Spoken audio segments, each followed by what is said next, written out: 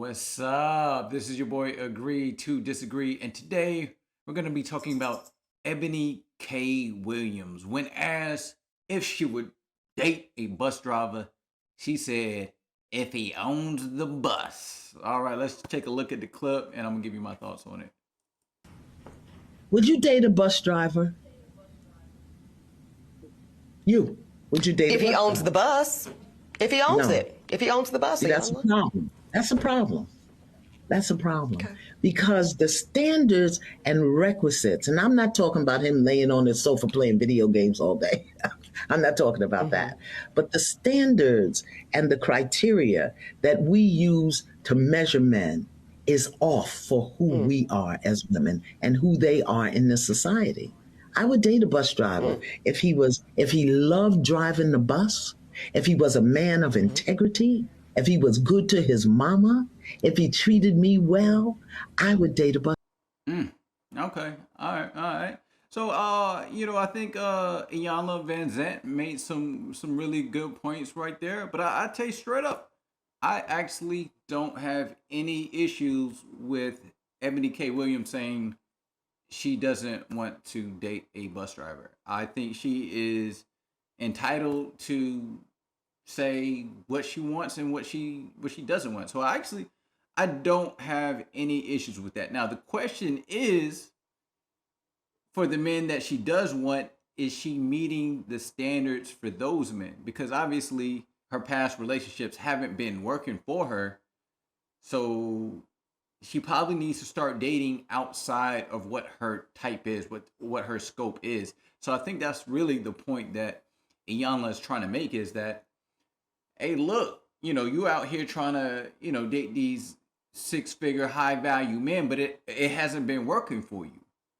So the question you need to be asking yourself is, maybe, just maybe, you need to go ahead and start dating outside of your type. You need to go ahead and start fishing in a different pond, because it hasn't been working. So I mean, I'm okay with her saying, hey, look, I don't want to date a bus driver, but what you've been doing hasn't been working.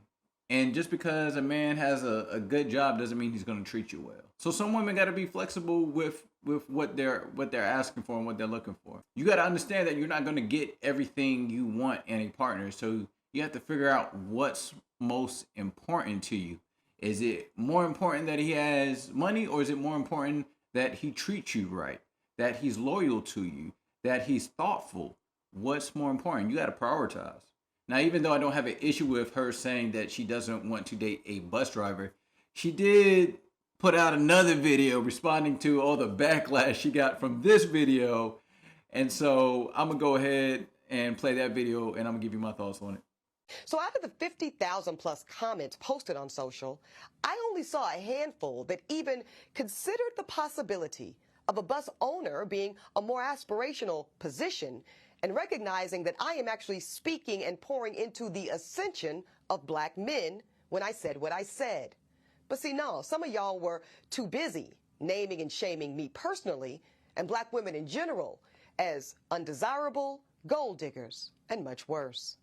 Now, I suspect that some of y'all are the same men that were bringing home C's and D's on your report cards, only to then be coddled by parents that said, well, that's okay, as long as you're doing your best. Well, listen, I love and believe in the excellence of black men.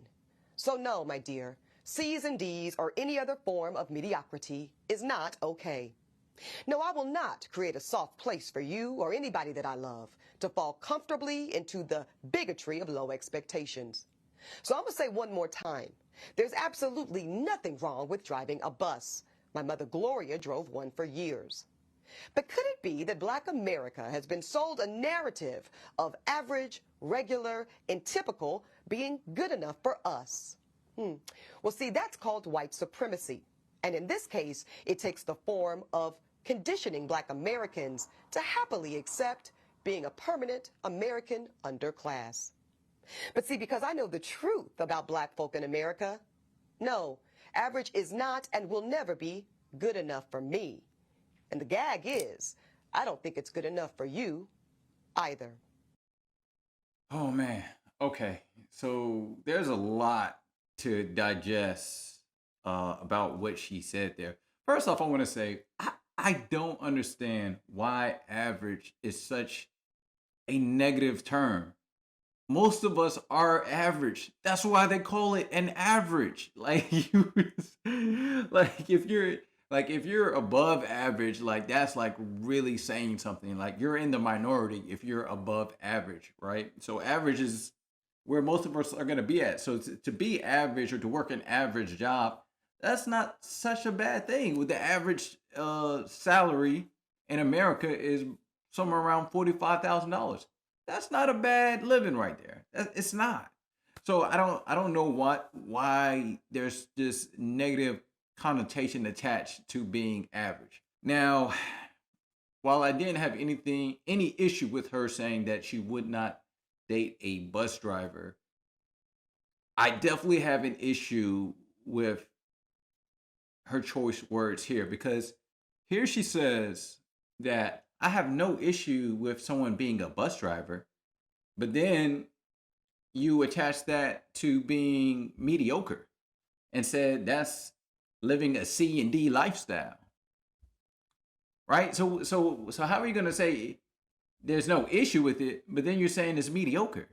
And people who drive buses are that's C's and D's, which is unacceptable. So she tried to clean it up, but she really did a horrible job because she put her foot in the mouth. It's absolutely okay to have your standards and say, hey, look, this is what I want from a man, and I don't want these certain things. But to then turn around and put those people down by calling them mediocre and saying, oh yeah, that's a C and D type person, that's pretty effed up. That's pretty messed up. And what's crazy is she missed Iyanla's whole point, which is we have to stop valuing men based off of what kind of job they have. The value is in the intangibles, right? Does he have integrity? Is he honest? Is he respectable? Does he treat his mother well? Like we can't just say, oh, he got to be 6 feet tall. He got to have six-pack abs. He got to be making 6+ figures. So her whole thing was the guy that you want may not be the guy that you need. And she missed that whole shit. Can you imagine if a guy got on the internet and said, I will not date an obese woman. Why? Because I believe in the ascension of the black woman. Oh, no, ma'am. I will not date a woman who's 300 pounds or 200 pounds because that is a form of mediocrity. Those are the kind of women who, when they went to their mom and dad, they said, you're beautiful the way you are, but I am not going to fall into the bigotry of low expectations.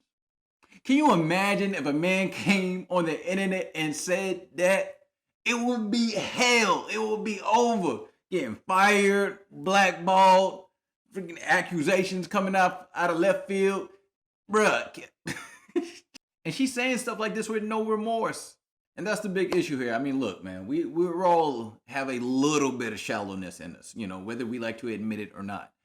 But what are we calling average, right? Are we saying a man with an average income is an average man?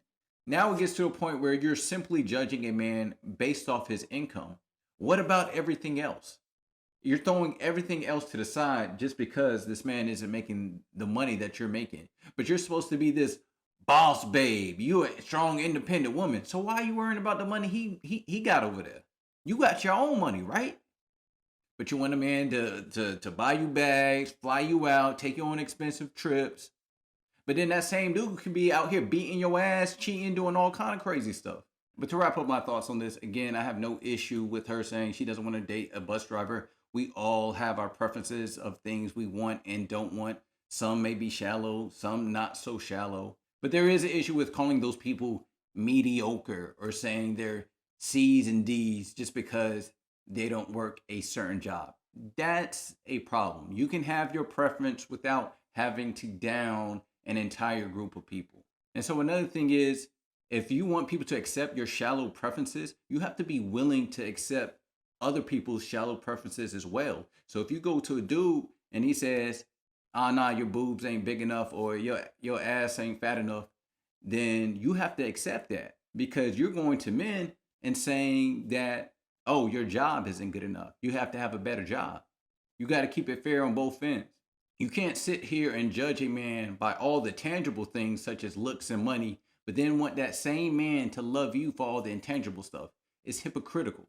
But all right, guys, that's all I got on this video. Please let me know what points you agreed with, what points did you disagree with. Leave it in the comment section below. If you want to see more videos like this, hit that subscribe button. And if you got anything out this video, hit that like button. This is Agree to Disagree. I'm out.